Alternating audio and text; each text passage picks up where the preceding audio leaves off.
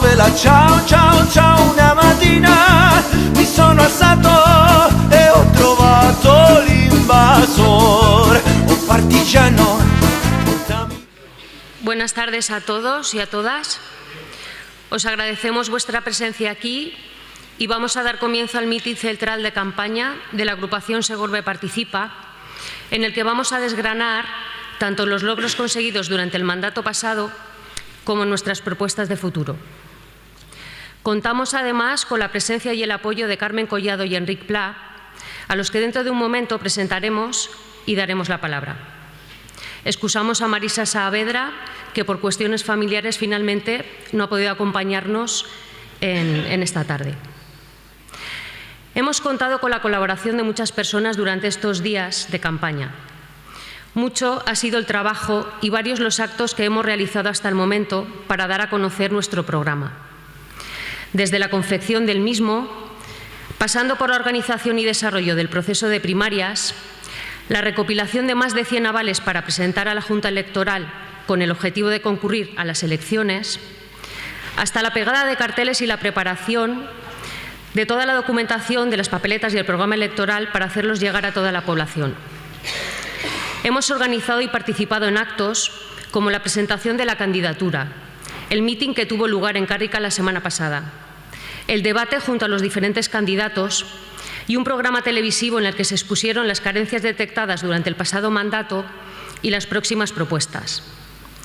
Para ello ha sido fundamental contar con el compromiso y la colaboración de nuestra candidatura, así como de decenas de simpatizantes que día a día han animado y ayudado a conseguir que nuestras propuestas tengan eco, vuelvan a formar parte del Gobierno de Segorbe y se puedan llevar a cabo con el empeño, la pasión y la constancia de estos 4 años. Vamos a pasar, pues, a dar inicio presentando a Carmen Collado.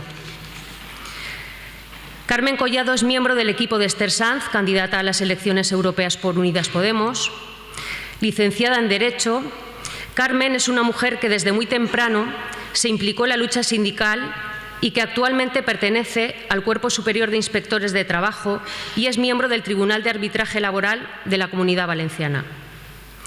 Ha dedicado gran parte de su activismo social en el voluntariado, dentro del ámbito de la cooperación al desarrollo.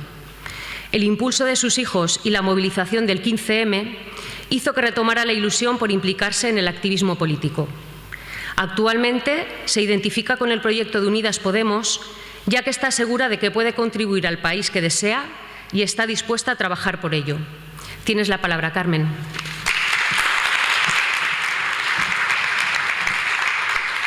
Hola, buenas tardes. Vamos a ver, yo vengo a defender aquí el programa de Unidas Podemos a las elecciones europeas, al Parlamento Europeo. Parece que en este proceso se trata un poco de la hermana pobre, pese a ser el organismo más supranacional o el más importante. Eso quizás, voy a alejarme un poquito, me retumba. Espera. ¿Se oye bien así? Vale. Quizás se debe a que en nuestro país estas elecciones coinciden con las elecciones autonómicas y las municipales, que siempre nos son más próximas, conocemos a la gente y, por tanto, ponemos el foco de atención ahí. Con todo, pese a que aquí se celebran conjuntamente, la participación es muy baja.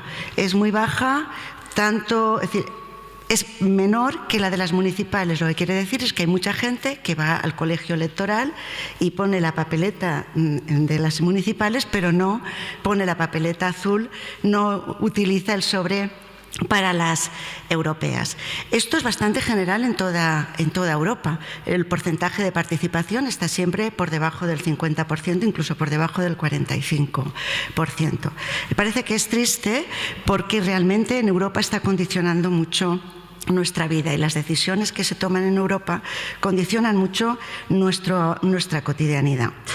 En Europa tenemos, se eligen hoy 751 diputados. El proceso electoral dura desde el día 23.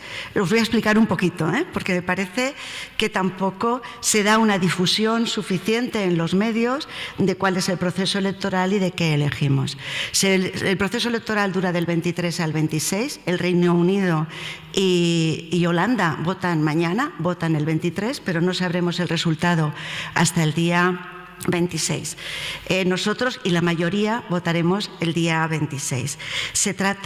Elegimos 751 diputados y el voto en España en concreto es aquel que tiene una mayor proporcionalidad por dos cosas. Una, porque la circunscripción es única, es decir, la papeleta que pongamos aquí en Segorbe es exactamente la misma que puedan poner en cualquier localidad del País Vasco. Es una circunscripción única a toda España. Y un segundo dato, y es que en muchos países europeos se exige un porcentaje mínimo para tener derecho al reparto de diputados. En España no. Es decir, por tanto, es el proceso electoral en el que la representación que se ostenta, el partido más pequeño o más grande, se corresponde exactamente con la representación que tiene en el país. Yo quiero poner esto en valor porque en este tipo de elección, por tanto, el voto útil deja de tener sentido como ocurre en las elecciones generales. Quizás esto nos permitiera, si la participación fuera alta, saber cuánto voto prestado ha tenido el PSOE en las últimas elecciones generales, como consecuencia del voto útil y de la concentración y el miedo a la derecha. En cuanto a la organización del Parlamento, bueno, ya sabéis, los diputados que se elijan en el Parlamento Europeo no se organizan por países, se organizan por afinidades ideológicas. Eso quiere decir que se intentan, de hecho no es que se intente, es que obligatoriamente, por norma, los grupos parlamentarios son transnacionales. Tienen que tener al menos 25 diputados y al menos de esos 25 diputados tienen que pertenecer a 7 países distintos. ¿Cuál es la composición del Parlamento que vamos a renovar ahora? Pues es el dominio absoluto de la derecha. De los 751 diputados, podemos decir que de izquierdas o progresistas o verdes, es decir, el grupo no llegan a 300 diputados, 290, que serían 186 que tiene el Partido Socialista, 52 los verdes y 52 el Partido de la Izquierda Europea, que es aquel en el que se integra Unidas Podemos. El resto, el más importante es el Partido Popular, que tiene 217 diputados europeos, es donde se integra nuestro Partido Popular también. Los liberales, que es donde se integra Ciudadanos, que tienen 68, y luego está, desde las últimas elecciones, la extrema derecha con una fuerza importante. Son 3 partidos de extrema derecha: Libertad y Democracia, que tiene 41, Europa de las Naciones y las Libertades, tiene 37 diputados, y es donde están Le Pen y Salvini, y luego están los conservadores y reformistas, que tienen 76 diputados. Este es el panorama que tenemos, este es el panorama que tenemos que cambiar en las próximas elecciones. ¿Qué ha supuesto esta composición del Parlamento Europeo? Que no es nueva, Es decir, el dominio de la derecha en el Parlamento Europeo viene desde los últimos casi 20 años, unos 17 años, en el que dominan de forma absoluta y, por tanto, dominan también las políticas neoliberales que nos han llevado a la situación que padece ahora mismo Europa. Hay quien dice que esto es normal. Al fin y al cabo, la Unión Europea es el resultado de aquello que fue la Comunidad Económica Europea, que lo que perseguía era el mercado único, y por tanto el liberalismo, que tiene como ley suprema la ley del mercado, pues es lógico que aplique en su propia filosofía en este ámbito. Es decir, que esta unión de países, esta organización, derive hacia los intereses puramente económicos y liberales. Pero esto no siempre fue así, o por lo menos no lo era ni siquiera en los tratados fundacionales de la Comunidad Económica Europea. ya en aquellos tratados fundacionales se hablaba como objetivo de la Comunidad Económica Europea la promoción de la paz. Es cierto que veníamos de la Segunda Guerra Mundial y además el bienestar de los ciudadanos. Esto es lo que dio lugar en el desarrollo de la normativa y de los tratados a lo que nosotros conocimos como el Estado del Bienestar, que en cierta manera es aquel que motivó o ilusionó a muchos europeos y a muchos españoles a introducirse en la Unión Europea. La veíamos como referente de derechos sociales. Hay quien piensa que estos derechos sociales ya no son compatibles con la nueva filosofía liberal. Yo también pienso que son incompatibles, pero no con la Unión Europea. Es cierto que desde hace más de 15 años en la Unión Europea el triunfo de las políticas se han impuesto las grandes corporaciones. No sé si sabéis que en Europa, en la Unión Europea, los lobbies están autorizados, es decir, no solo están autorizados, están registrados. Es decir, en Bruselas, en el barrio europeo, existen pues como 25.000 personas, 30.000 que viven allí y están dedicadas a hacer presión, sobre todo a los miembros o a los funcionarios de la Comisión Europea para intentar sacar normas que les beneficien. Y la Unión Europea tiene un registro de lobbies, lo obliga la transparencia. Están registrados aquí, pues desde luego casi todas las empresas del IBEX español, Iberdrola, Nagas, Repsol, están registrados como lobbies en Europa. Los bancos nuestros, el BBVA, el Banco de Santander. Obviamente los trabajadores difícilmente podemos mantener en Europa un grupo de presión que oriente la política económica de la Unión Europea. En los orígenes, es verdad que es la cohesión, sobre todo la cohesión económica y territorial, tuvo un amplio desarrollo en la Unión Europea, entonces Comunidad Económica Europea. Son los 20 primeros años cuando se crearon los fondos, el Fondo Social Europeo, los FEDER, en fin, todos aquellos fondos que intentaban equilibrar las discrepancias de desarrollo económico entre las distintas regiones. Pero esta deriva neoliberal ha llevado a que predominen fundamentalmente las políticas especulativas. Ni siquiera podemos decir que se ha hecho una política industrial potente. Hace ya por lo menos 7 u 8 años que China ha superado en I+D, en +I a la Unión Europea.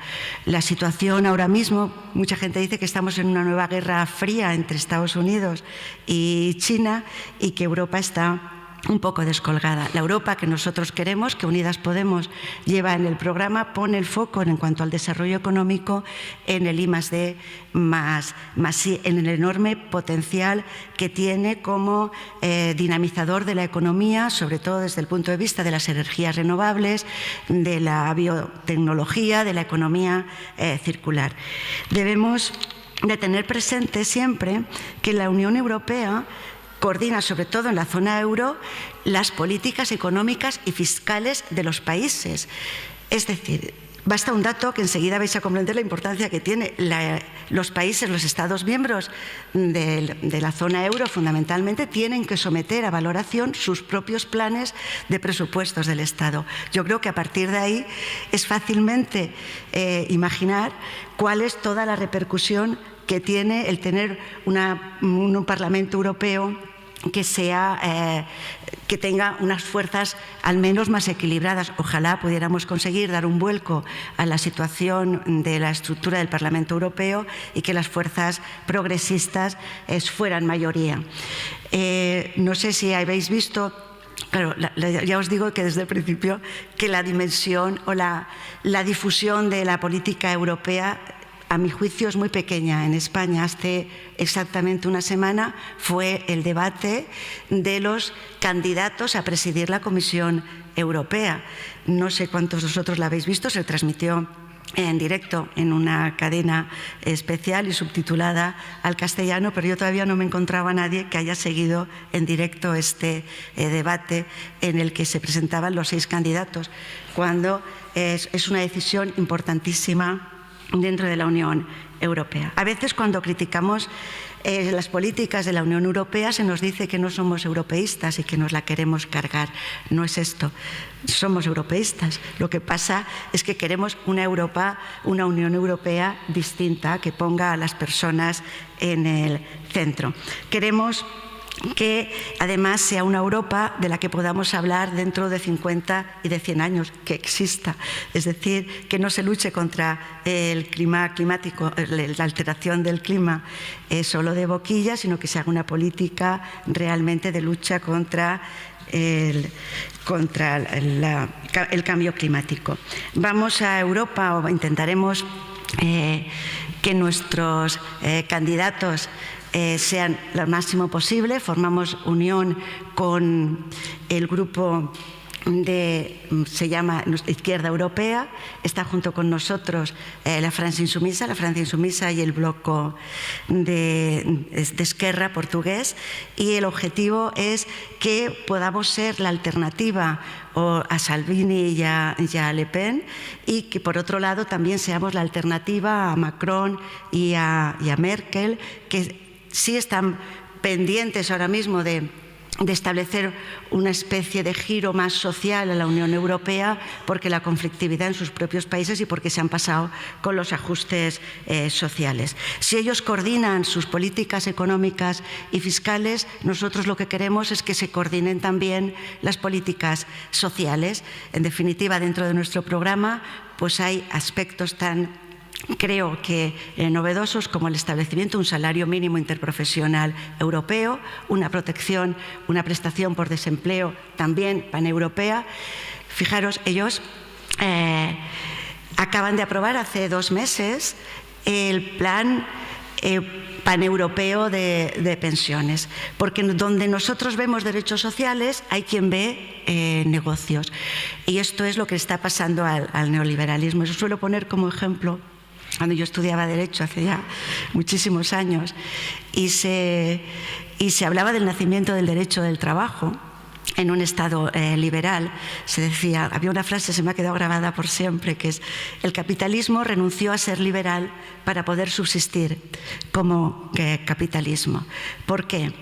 Pues porque estábamos en una época, es decir, el liberalismo por sí mismo es la ideología que fundamenta el capitalismo, es el dejar hacer, es decir, que cada uno se las apañe como pueda. Dentro de esa filosofía, los derechos sociales no tienen lugar. Si eres pobre será porque eres tonto o porque no sabes buscarte la vida y no tienes iniciativa.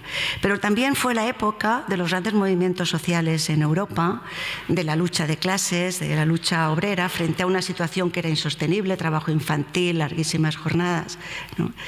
Y también, y sobre todo, el auge de las filosofías emancipadoras de la clase trabajadora, en definitiva, del marxismo, del comunismo. Por eso es una actitud racionalizadora del Estado capitalista que dice: o ofrezco bienestar, o doy derechos, o a lo mejor lo que está en peligro es el propio sistema económico. Pues yo creo que desde Maastricht, en 1992, lo que ha pasado es que el capitalismo considera que ya no está en peligro, que no tiene por qué renunciar a ser liberal, y por tanto lo que nos quiere es imponer sus principios ideológicos. Y dentro de ese empezaron quedándose aquello que durante el Estado del Bienestar se construyó, como eran, por ejemplo, pues las eléctricas, el agua en las casas, eran empresas públicas, la educación, la sanidad. Todo eso lo han ido absorbiendo y convirtiéndolo en negocios privados, y están deseando entrar en el mundo de las pensiones. Porque es verdad que muchos no van a poder ahorrar, pero con que un 30-40% de la población pueda ahorrar un poquito para hacerse un plan de pensiones, lo quieren tener ellos en los bancos y hacer negocio y especulación con el ahorro de la población. Lo han conseguido en Europa, es decir, han hecho un plan paneuropeo, plan de pensiones paneuropeo, de tal manera que abarca a cualquier ciudadano en cualquier país de Europa, van a estar conexionados. Sin embargo, se resisten a crear una prestación por desempleo de carácter paneuropeo. También incluimos dentro de las medidas sociales, pues bueno, un Erasmus que sea universal, que no hayan estudiantes que tengan dificultades para poder acogerse a esta medida por razones económicas, la sanidad pública, universal y gratuita en el ámbito de toda la Unión Europea. Europa es además todavía el 70% rural, es decir, el territorio europeo todavía en un 70% es rural. También en un 70% nuestros alimentos frescos provienen de la producción europea rural. Sin embargo, los fondos europeos no han cuidado el mundo rural. El PAC, los fondos que se destinan a este ámbito, se ha destinado fundamentalmente a proteger o bien a la industria agroalimentaria o bien a los grandes productores o los grandes explotadores, explotaciones inmensas que muchas veces están improductivas. Sin embargo, el pequeño productor es el que sale perjudicado con este modelo de financiación o de ayuda al mundo rural. Así, bueno, en muchos casos nosotros estamos proponiendo que se establezca una garantía de precio mínimo de los productos rurales. En muchos casos los productos del campo y de la pesca se venden por debajo del precio de coste, aunque luego en el mercado llegan a alcanzar el 500% del valor inicial. Así, ni se cuida la naturaleza, ni se cuida el territorio, ni se cuida finalmente a la gente. Finalmente, hablando de Europa, no puedo terminar sin mencionar a la emigración. Ha sido el objeto de los grandes debates en la Unión Europea. Yo lo único que puedo decir es que tenemos gobiernos en Europa y gobernantes que merecen la calificación directa de criminales, porque es un crimen lo que se está haciendo con las personas que huyen de la guerra o que huyen del hambre. Hemos sido capaces de convertir el Mediterráneo en la mayor fosa común de Europa. Desde luego es un tema que hay que abordar claramente, hay que establecer vías legales y seguras para que quienes están en esa situación puedan ser acogidos en el territorio europeo con garantías.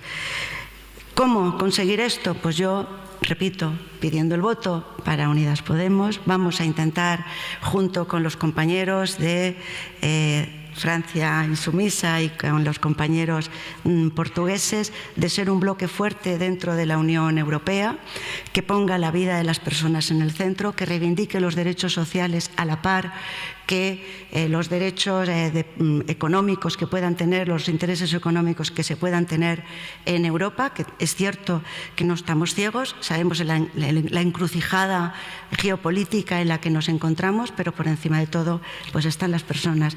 Y para eso pues os pido para las elecciones europeas el voto a Unidas Podemos. Muchas gracias.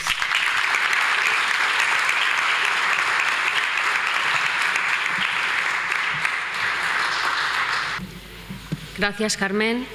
Creo que ha sido un discurso clarificador y que ha puesto sobre la mesa la importancia de un voto consciente y responsable en las próximas elecciones europeas. A continuación vamos a presentar a Enric Pla. Enric es catedrático de Geografía e Historia, coordinador de formación online del profesorado del Ministerio de Educación, 2 mandatos representante del profesorado en la mesa de personal docente, es alcalde de Vinaròs desde 2015, es miembro también del Consejo Ciudadano Valenciano de Podemos y del equipo negociador del Gobierno Botánico 2. Enric, tienes la palabra. Hola, buenas tardes. Gracias por concederme unos minutos, porque la verdad es que me siento muy unido a lo que hoy venís aquí a presentar. Una agrupación de electoras y electores que creen que se pueden hacer las cosas de manera diferente en su municipio. Nosotros, como seguramente sabéis, en Vinaròs también somos una agrupación de electoras y de electores y nos hemos mantenido también en esta segunda convocatoria, o sea, no solamente por la obligación de hace 4 años, sino que ahora nos hemos mantenido porque creemos que aquellas fórmulas que unen a más gente, que llevan a más gente a pensar que, al fin y al cabo, un ayuntamiento es un sitio donde hemos de colaborar personas que venimos con muchas ideas diferentes y con muchas ideas, no solamente, y con muchos propósitos y ideologías, no solamente porque el mundo ha cambiado y ya no hay mayoría, sino porque además es que la gente somos plural. Dicho esto, nosotros tenemos la alcaldía de Vinaròs, obviamente en coalición con el Partido Socialista y con Compromís, y nos hemos mantenido 4 años demostrando que podemos liderar un equipo y que podemos dialogar con otras maneras de pensar. Esta situación nos lleva, nosotros llegamos aquí porque, igual que vosotros y que vosotras, pues sabíamos que era imposible, y como era imposible, pues no sabíamos que no se podía hacer, pues lo hicimos. La realidad es que hace 4 años, lo digo porque ahora, que luego comentaremos un poquito, que parece que se puede entrar también desde Unidas Podemos en los gobiernos de España y del Consell, pues parece que mucha gente te mira como diciendo: ¿y estos desarrapaos qué van a hacer? Precisamente somos desarrapaos, como decía hace muchos años Alfonso Guerra, porque venimos sin corbata, porque venimos de trabajar, porque venimos de la calle y porque creemos que las cosas se pueden hacer, pero que vengamos sin corbata no quiere decir que no tengamos ideas, formación, objetivos, capacidad de colaborar y participación. Bueno, todo esto es muy general, me diréis, ya está contándonos la mandanga, la transparencia, la participación. Bueno, vamos a hablar de datos. Nosotros hemos estado 4 años gobernando, hemos estado 4 años al frente de un ayuntamiento y hemos estado dando cuentas y las damos hasta el final. Nosotros publicamos una publicación que se llama La Remendadora. Las remendadoras eran las mujeres que en Vinaròs reparaban las redes de pesca, y queremos dar esta importancia de la mujer y del trabajo como elementos de nuestro eje. Y podemos hablar primero pues de lo que habla todo el mundo, la economía. Carmen nos ha explicado cómo la Unión Europea es sobre todo pues un ente económico. Un ayuntamiento también, y mi casa y la vuestra, es decir, hay unos ingresos, hay unos gastos, hay unas deudas. Yo la diferencia con mi casa es que yo en mi casa no tengo deudas que han adquirido otros, pero en el ayuntamiento sí. Cuando nosotros entramos en un ayuntamiento, nosotros nos enfrentábamos pues a una deuda de 17 millones de euros. Que dicho así, claro, si uno es aficionado a mirar lo que cuestan los futbolistas parece poco, pero para los ciudadanos normales es bastante dinero. Nosotros hemos bajado en estos 4 años la deuda un 46%, es decir, exactamente 7.955.000, bueno, 8 millones de euros. Seguimos teniendo ahí 9 millones de euros, pero hemos bajado 8 millones. Hay una parte que no tiene mérito, porque hay que decir que es la propia estructura del gobierno, de las limitaciones presupuestarias, techo de gasto y demás cosas que te obligan a hacerlo, pero hay otra parte que es de voluntad. Pero hay 2 maneras de bajar esta deuda. Una es, como hacían los señores aquellos de las gaviotas, que si es que bajaban deuda, lo hacían recortando todo lo demás con estas políticas austericidas y priorizando otras cosas.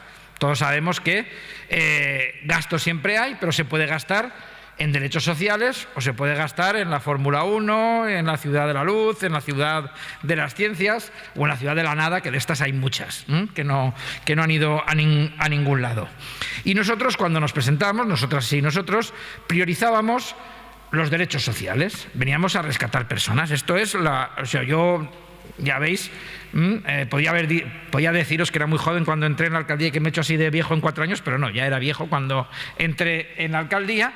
¿Y por qué tan mayor? Pues porque efectivamente yo soy profesor, ya lo he dicho aquí, y estaba pues un poquito indignado, un poquito cabreado de los recortes en los servicios públicos, los recortes en la sanidad. A mí es que me parece tan increíble que en el siglo XXI, y la cosa, como ha comentado Carmen, va a peor con las pensiones, que en el siglo XXI tengamos que reivindicar la sanidad universal, que aquellos señores del PP nos la habían quitado, ya habían puesto el copago y le habían quitado la sanidad a las personas más desfavorecidas y a los extranjeros, que tengamos que reivindicar una escuela pública de calidad, que es la única que tenemos en los pueblos y en los sitios, porque la escuela que para elegir la escuela que dicen los obispos y todo esto nada más está en las grandes ciudades y en sitios así.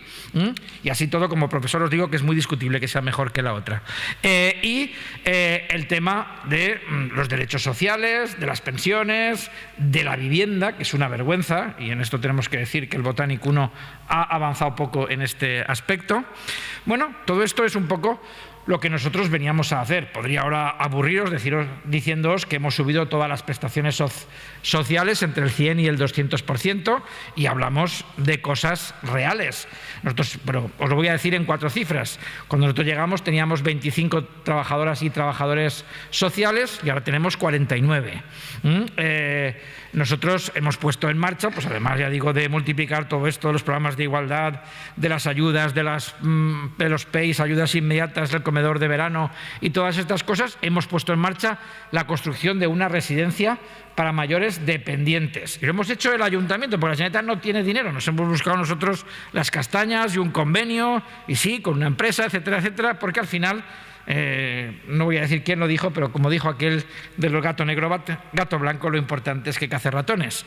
Y la verdad es que no podemos dejar de pensar en cosas como estas. Hemos instalado, en Vinaròs tenemos el primer centro de la mujer 24 horas fuera de las capitales. Está en Castellón, en Alicante y en Valencia, y está en Denia y en Vinaròs. Nosotros, Mónica Oltra, la consellera de Derechos Sociales, de Inclusión, pues me decía muchas veces que nosotros, digamos que se encontraba más cómoda cuando nos pedía cosas y tal a nosotros que a muchos de los alcaldes de su propio partido, porque realmente no es fácil apostar por los derechos sociales. Mis socios de coalición, los señores de PSPB y de Compromís, pues me decían siempre, es que meter dinero en derechos sociales es enterrarlos, la gente no los ve. Mientras que si tú arreglas una calle e inauguras una exposición y tú no puedes salir todas las semanas diciendo he rescatado a 7 pobres esta semana. Quiero decir que obviamente esto es un tema que no funciona de la misma manera, pero que es absolutamente necesaria. La pobreza infantil, la igualdad de las mujeres, la lucha porque la gente está en peligro de exclusión, esto ha sido uno de los elementos básicos. Y luego, pues otro elemento básico es el de la participación. Y me diréis, es que es difícil la participación. La participación es difícil cuando a la gente la llaman como a opinar nada más. Como esto que sale en el Mediterráneo, ¿qué le pedirías a tu alcalde? Y recogen a 4, por no ser Vinaròs, estos 4 estaban todos en la misma calle porque no han ido más lejos. Y esto no es lo que funciona. La gente participa si cree que su opinión va a ser tenida en cuenta, que sus opiniones van a entrar en los presupuestos y que tiene capacidad de modificar lo que se hace. Y por tanto son los elementos como los presupuestos participativos, las asambleas de barrio en las que se toma nota y cuando se vuelve a los 6 meses se rinde cuentas de lo que se ha podido hacer y de lo que no se ha podido hacer, porque claro, al principio convocar asambleas es muy cómodo. Tú vas allí, dices ahí, ya veréis, pero luego tienes que volver. Y entonces está aquel señor que dice, oiga, yo pedí esto, oiga, yo dije aquello. Y efectivamente, pues hay que meterse, hay que crear los consejos y que no sean consultivos, que tengan capacidad real de modificar las áreas sobre las que trabajan, el Consejo Agrario, el Consejo de la Juventud. Nosotros, ¿cómo hemos podido hacer todo esto si no teníamos dinero y hemos tenido que devolver las deudas? Bueno, pues una de las partes esenciales que tienes que hacer es movilizar fondos y, por ejemplo, fondos europeos. Nosotros hemos conseguido una entrada en los fondos FEDER del EDUSIS para ciudades de más de 20.000 habitantes, desarrollo urbano sostenible e integrado, de 10 millones de euros. Y además lo hemos hecho colaborando con el pueblo de al lado, que es Benicarló, que toda la vida lo que hemos hecho es pelearnos y discutir, y entonces lo que hemos hecho ahora es ir juntos a por los fondos europeos. Somos el único caso en la Comunidad Valenciana y creo que solo hay 2 en España. Úbeda Baeza y nosotros. Bueno, pues esta es la diferencia de modelos. No hace falta que diga que la alcaldesa de Benicarló no es de mi partido, ni somos eso. Es decir, que tenemos esa capacidad de colaborar. Y una de las cosas que nos han dado esta entrada en fondos europeos, que ha estado mejor valorada, eran precisamente los procesos participativos con los cuales hemos elaborado nuestra estrategia. De todo lo demás, podríamos decir muchas cosas. Yo personalmente, porque como ya se ha dicho aquí, soy docente, de lo que más orgulloso me siento es del impulso que le hemos dado al tema de la construcción de los colegios en barracones. La Consellería de Educación ha sido incapaz en 4 años de hacer algo tan básico y tan gráfico como empezar, no digo ni acabar, empezar todos los colegios 100% en barracones. Para mí, como docente y como padre, esto es sangrante. En Minanos tenemos uno 100% en barracones, un colegio, y un instituto 40% en barracones. Después de 2 años de dilaciones de la Generalitat, que primero sacó una estrategia de construcciones educativas, después sacó la mandanga de que haría los colegios de no sé qué, y finalmente, pues ya el día que vamos allí, nos plantamos, pegamos la puñada encima de la mesa, entonces sacan el plan edificante y nos lo estamos haciendo nosotros. Un colegio, 5,8 millones, un instituto, 11 millones, reforma y ampliación, pero gestionado por el ayuntamiento. El dinero lo pone la Generalitat, pero como sabéis, además de 4 o 5 intervenciones más en otros coles. Hay que decir que esto, porque la Generalitat ahora la Consellería saca pecho. Hemos hecho 400 intervenciones en 200 pueblos. La mayoría de las intervenciones las han pagado ellos, las han hecho los ayuntamientos, y son cosas pequeñas, cambiar unas ventanas, cambiar unas tuberías y cosas de este tipo. El meterse en serio a empezar, porque somos un ayuntamiento pequeño, tampoco tenemos personal, ni arquitectos de sobra, ni equipos técnicos sobrados, pero la voluntad de que 11 años en barracones acaben, esa sí la tenemos, y esa es la que hay que demostrar día a día. Finalmente, para nosotros pues es también una situación importante el modernizar la administración. Para nosotros la Smart City, el acceso a la brecha digital y todas estas cuestiones no es una cuestión solamente de acceso al wifi. A nuestros chavales seguramente lo que más les interesa es la colocación en muchos lugares públicos de wifi gratuito. Bien, esto es un avance importante, pero lo que nosotros queremos es que una persona, y ya lo estamos consiguiendo, no tenga que desplazarse al ayuntamiento para casi nada. Que cuando venga sea para hacer una queja o hablar con el alcalde o con el concejal. Y esta administración electrónica, está cada vez un mayor número de formularios, la posibilidad de hacer las cosas a través de la red, pues es una cuestión que acerca la administración a las ciudadanas y a los ciudadanos. Además de eso, pues hay muchas otras cuestiones. Tenemos el portal tributario, donde se pueden hacer gestiones y también ver cómo se gasta el dinero del ayuntamiento, y otras cuestiones de este tipo. Pero como no he venido a hablar de lo que he hecho, porque si no me presentaría también aquí en Segorbe, y no es esto lo que toca, pues vengo sobre todo a decirles a Teresa, a Yolanda, a todas estas mujeres, digo mujeres porque he visto que tenéis un equipo muy empoderado, y eso me gusta mucho, pues que realmente pues hay que creérselo, hay que ir a por ello y hay que hacerlo. Yo creo que la gente está cansada de lo que había, pero tiene dudas sobre qué tiene que venir. Y hay que decir que tampoco todos los ayuntamientos donde ha entrado gente del cambio, pues hemos estado a la altura de las responsabilidades, pero la gran mayoría sí. Yo confío en que las señoras Carmena, Colau y compañía seguirán siendo alcaldesas a partir de este domingo, y creo que ha sido un cambio sustancial importante, porque como decía Carmen, las cosas hay que hacerlas de verdad. Aquí está el cambio climático, pero parece que es como una cosa que cuando nos sobra tiempo pensamos un poco y ponemos unos carriles bicis. Esto no puede ser así ya. Tenemos que hablar ya de transición energética, de políticas verdes, y no son populares precisamente. Hay un poco una idea extendida de que solamente te preocupas de las cosas ecológicas cuando eres rico como los alemanes, y entonces tienes que salvaguardar el entorno de tu chalet.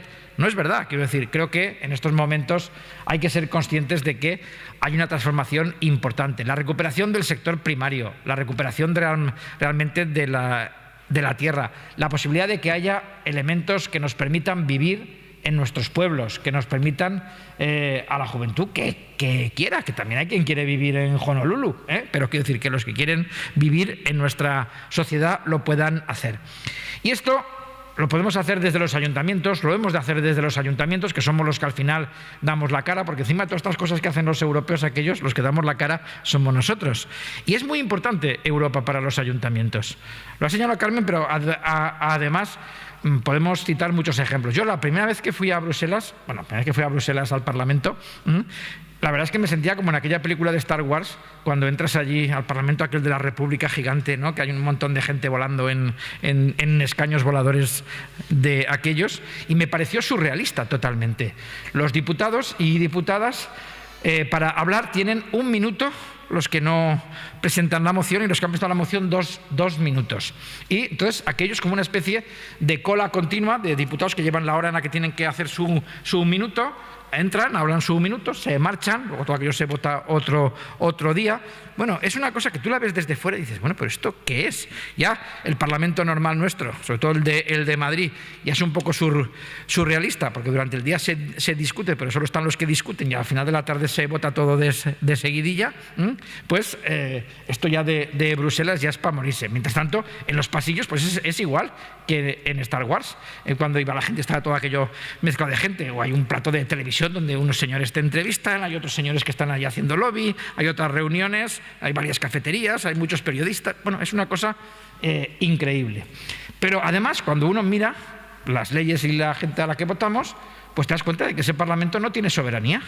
O sea, este es el único Parlamento, o sea, Europa da un gran ejemplo, y si nuestros parlamentos a veces nos quejamos de que aquí a las Corts, de que al Congreso y al Senado nosotros votamos cada 4 años y que hay una serie de lobbies y de personas, bancos y especuladores que estos votan todos los días, levantan el teléfono y hablan con el presidente, pues en Europa encima es más chungo aún, porque estos Spitzenkandidaten, estos candidatos, esto me gusta mucho el nombre porque es muy realista, dice candidatos desconocidos, pero ¿qué significa?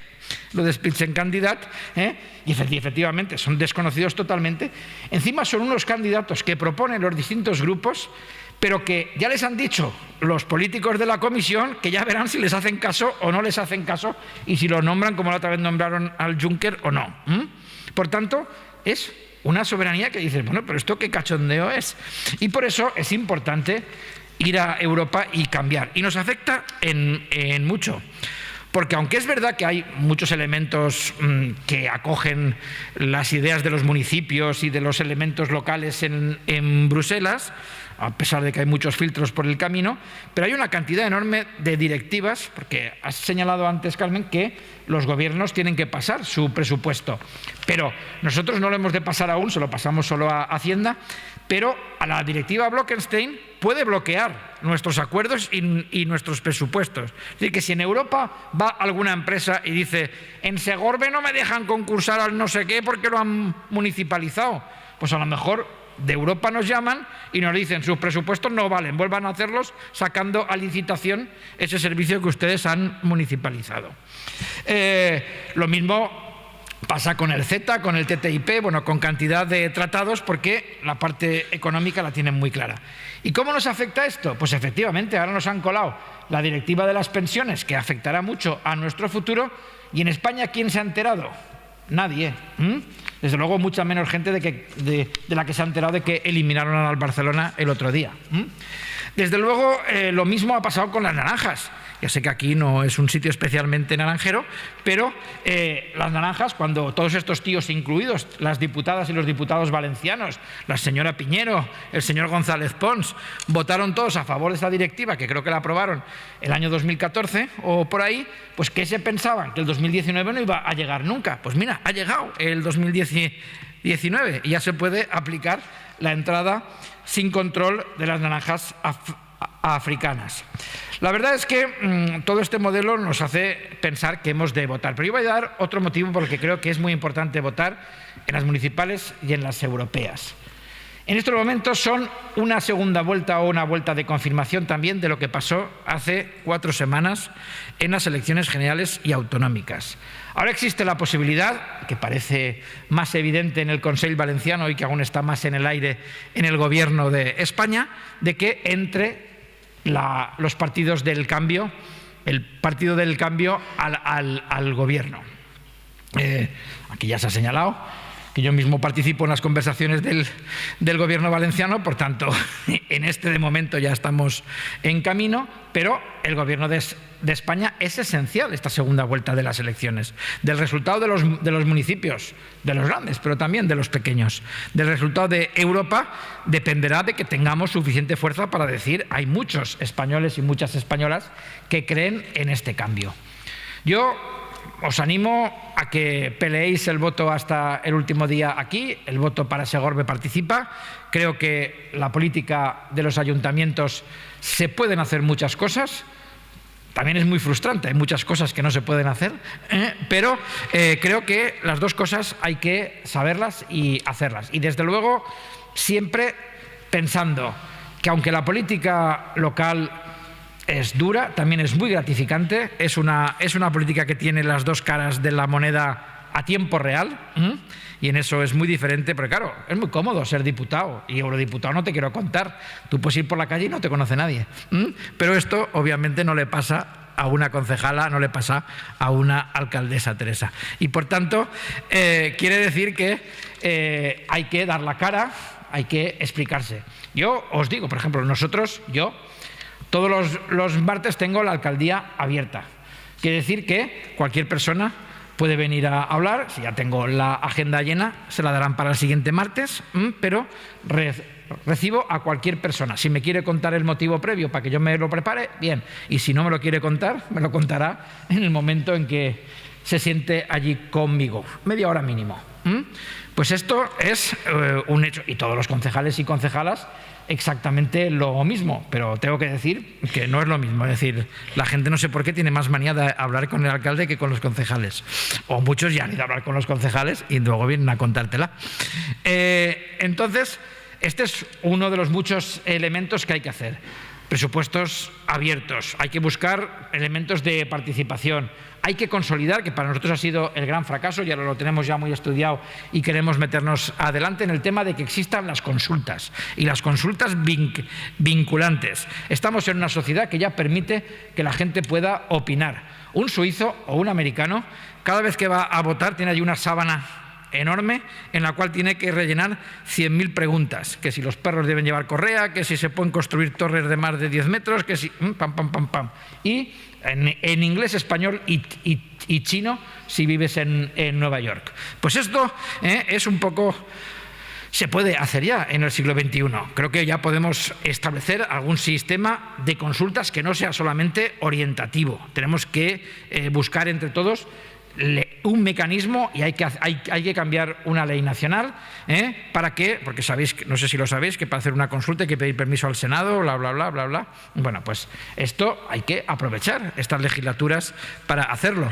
Hay que buscar muchas medidas de este tipo y ya no me enrollo más porque sabéis que como los alcaldes tenemos este privilegio de cortar la voz a los demás y hablar cuando queremos, estamos muy mal criados en este aspecto. Entonces, de verdad, pedir el voto para vosotras, para vosotros.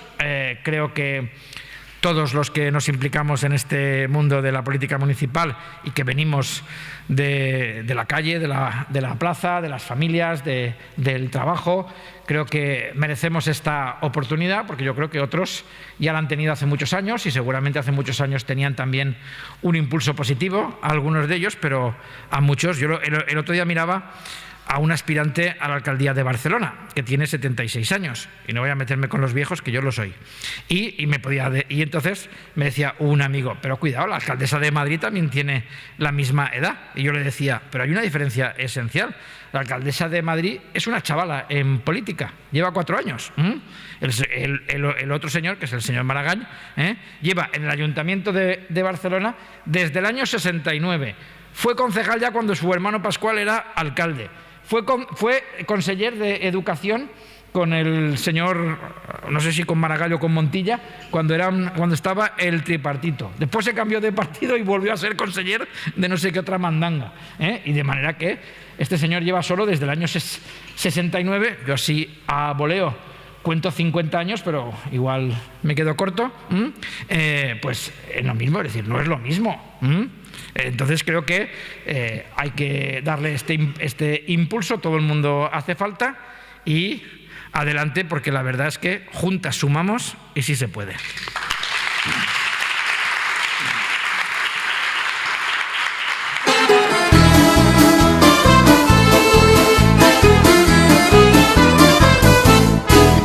Una mattina mi sono alzato, oh vela ciao, ciao, ciao, ciao. Una mattina